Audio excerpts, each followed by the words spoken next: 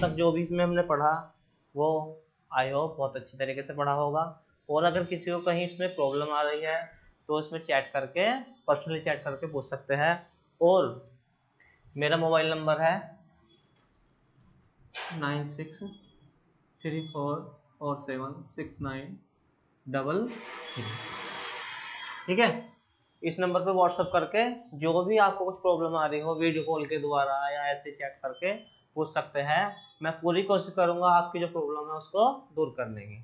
ठीक है, तो आज हम स्टार्ट करेंगे DDT।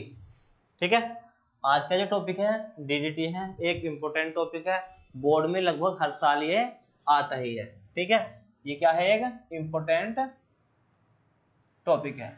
सबसे पहले बात करेंगे DDT की फुल फॉर्म क्या होती है। DDT की फुल फॉर्म होती है डाइक्लोरो डाइफिनाइल ट्राइक्लोरोएथेन। ठीक है, क्या होता है, डाइक्लोरो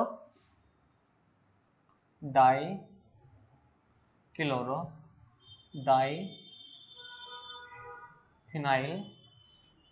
ट्राइक्लोरोएथेन। ठीक है, डाइक्लोरो डाइफिनाइल ट्राइक्लोरोएथेन, ये होती है DDT की फुल फॉर्म। अब बात करेंगे DDT की स्ट्रक्चर कैसी होती है। ठीक है, जो DDT होती है उसकी स्ट्रक्चर कैसी होती है। DDT कैसा बनता है हमारा, ये हमने बात की डाइफिनाइल होगा। ठीक है, डाइफिनाइल डाइक्लोरो होगा, देखो कुछ इस तरह, यहाँ पे Cl, यहाँ पर Cl। देखो सबसे पहले क्या है, डाइक्लोरो, डाइक्लोरो हो गया, डाइफिनाइल, एक फिनाइल दो फिनाइल, डाइफिनाइल हो गया। ठीक है, अब बात करते हैं, देखो क्या हो गया, डाइक्लोरो हो गया, डाइफिनाइल हो गया, अब है ट्राइक्लोरोएथेन। ठीक है, क्या होगा, यहाँ पर यहाँ जुड़ा हुआ है CH सिंगल बॉन्ड CCl3। ठीक है, क्या हो गया, देखो क्या हुआ, डाइक्लोरो डाइफिनाइल ट्राइक्लोरोएथेन। दो कार्बन है तो क्या हो गया, डाई, दो को डाई बोलते हैं, Cl को क्लोरो, डाई क्लोरो। क्लियर है इतना। आगे दो फिनाइल है तो लगा लेंगे डाई, दो फिनाइल है तो डाई फिनाइल। ठीक है, आगे चलो, डाई क्लोरो हो गया, डाई फिनाइल। देखो क्लोरीन कितने हैं, Cl है, Cl कितने हैं, 3 है, तो 3 क्या बोलते हैं, ट्राई बोलते हैं, ट्राई, Cl को क्लोरो, ट्राई क्लोरो। आगे देखो एक कार्बन ये रहा, एक कार्बन ये रहा। ठीक है, दो कार्बन हो गए, दो कार्बन को क्या बोलते हैं, एथेन। ये हो गया एथेन। क्लियर है, ये बन गया हमारा डाइक्लोरो डाइफिनाइल ट्राइक्लोरोएथेन। क्लियर इतना। देखो एक बार इसको देख लो दोबारा,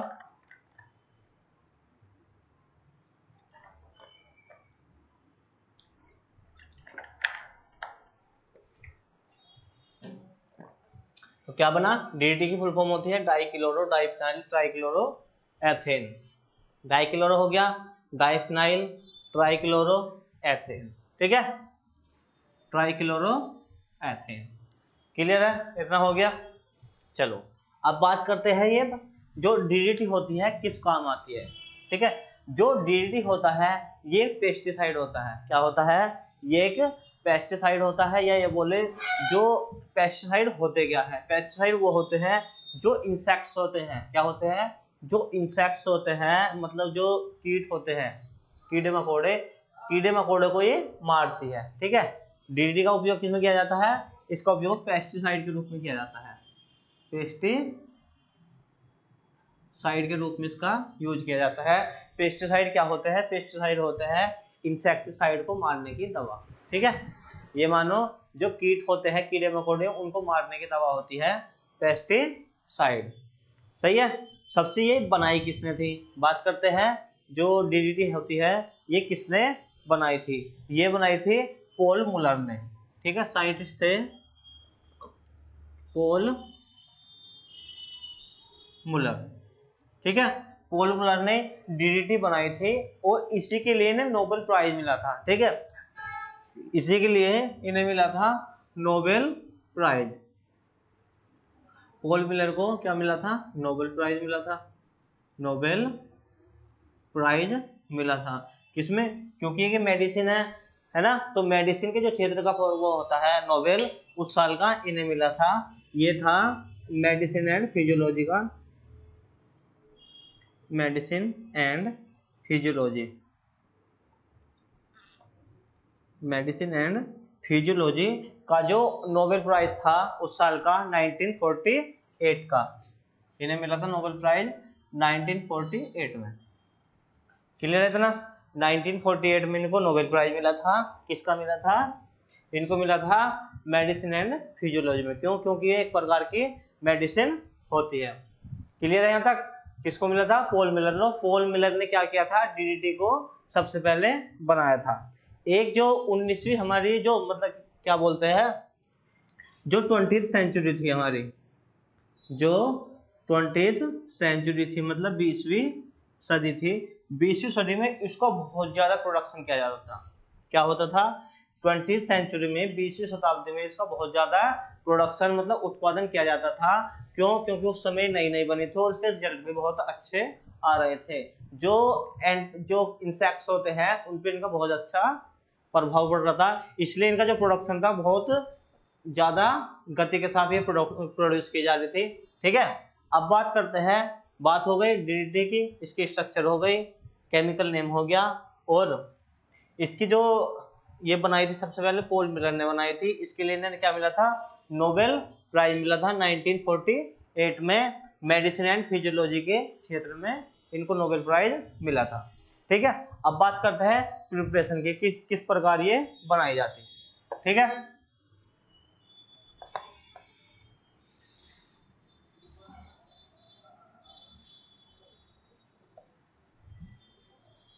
अब बात करेंगे प्रिपरेशन मतलब बनाना। प्रिपरेशन किस प्रकार बनाई जाती है, इसको है ना, क्लोरोबेंजीन को क्लोरल के साथ रिएक्ट कराने पर डीडीटी प्राप्त होती है। देखो क्लोरोबेंजीन ये है, क्लोरोबेंजीन। ठीक है, क्या बन गई ये? क्लोरोबेंजीन होगी। इधर इसका एक H बाहर निकाल लेंगे इक्वेशन को आसान समझने के लिए। ठीक है, H, ये क्या हुआ? ये हो गया क्लोरोबेंजीन के 2 मॉलिक्यूल ले लिए हमने। क्या किया? क्लोरोबेंजीन के 2 मॉलिक्यूल ले लेते हैं। ठीक है, इसकी रिएक्शन किसके साथ कराते हैं? इसकी रिएक्शन कराते हैं क्लोरल के साथ। क्लोरल का फॉर्मूला होता है CCl3CHO। ठीक है, CCl3 single bond CH double bond O। ठीक है, CCl3CHO ये है क्लोरल, ये है क्लोरल का फॉर्मूला। अब देखो क्या होता है, ये दोनों H, ये दोनों H और ये वाला O, क्या है? H2O। ये दोनों बाहर रिमूव हो जाते हैं और बनता है DDT। इसे कराते हैं कंसंट्रेट H2SO4 की प्रेजेंस में, रिएक्शन को हीट कराते हैं। बनता क्या है? देखो ClCl ये बचा Cl,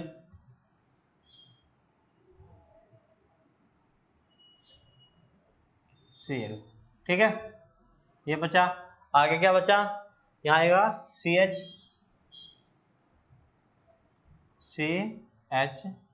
क्या बचा? CCl3। ठीक है, क्या बन गया? देखो 2 क्लोरो है, डाई क्लोरो, 2 फिनाइल है तो diphenyl, diphenyl, 3 chloro है तो ट्राई क्लोरो, ट्राई क्लोरो, 1 और 2 कार्बन है तो एथेन, ट्राई क्लोरो एथेन। ये बन गया DDT। ठीक है, और HHO, H2O प्लस H2O बाहर निकल जाएगा, प्लस H2O रिमूव हो जाता है। ठीक है, आगे समझ में? देखो क्या करते हैं, जब क्लोरोबेंजीन की अभिक्रिया क्लोरल के साथ कराते हैं, इसे कैसे लिखेंगे? जब क्लोरोबेंजीन, क्लोरोबेंजीन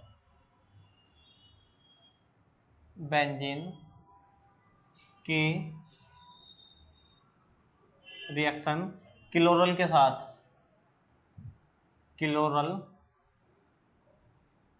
के साथ कराते हैं तो, के साथ कराते हैं तो क्या प्राप्त होता है? DDT प्राप्त होता है। क्लोरल के साथ कंसंट्रेटेड H2SO4 की प्रेजेंस में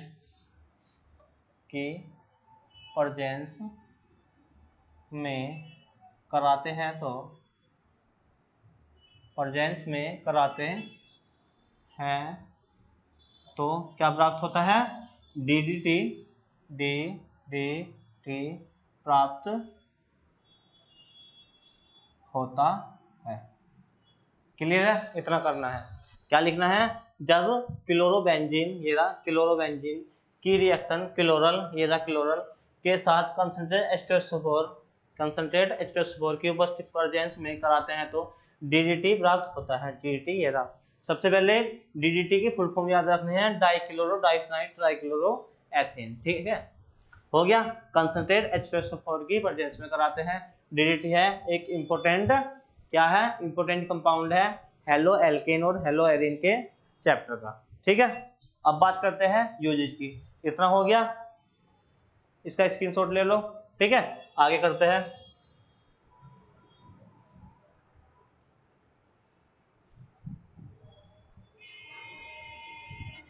चलो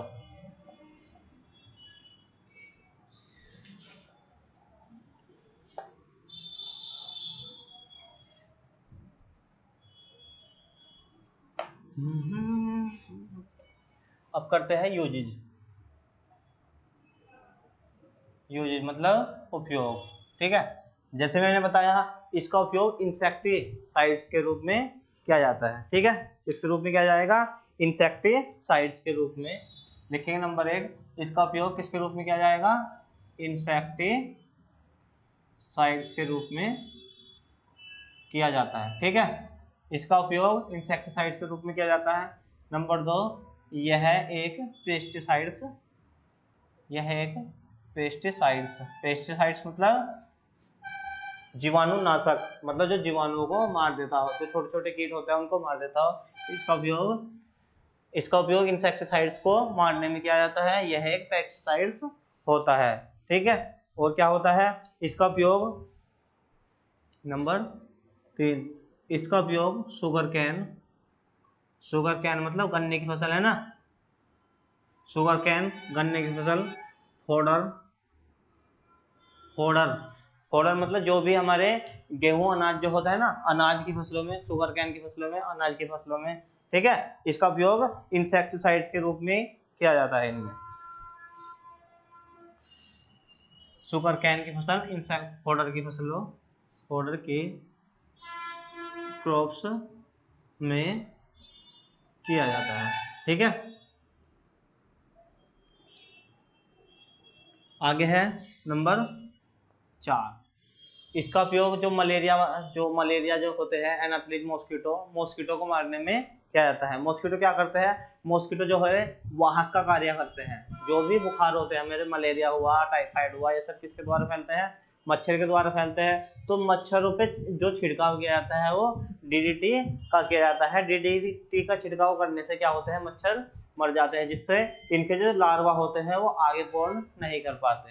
ठीक है, मच्छरों को मॉस्किटो लिख लेते हैं, मॉस्किटो को मारने में।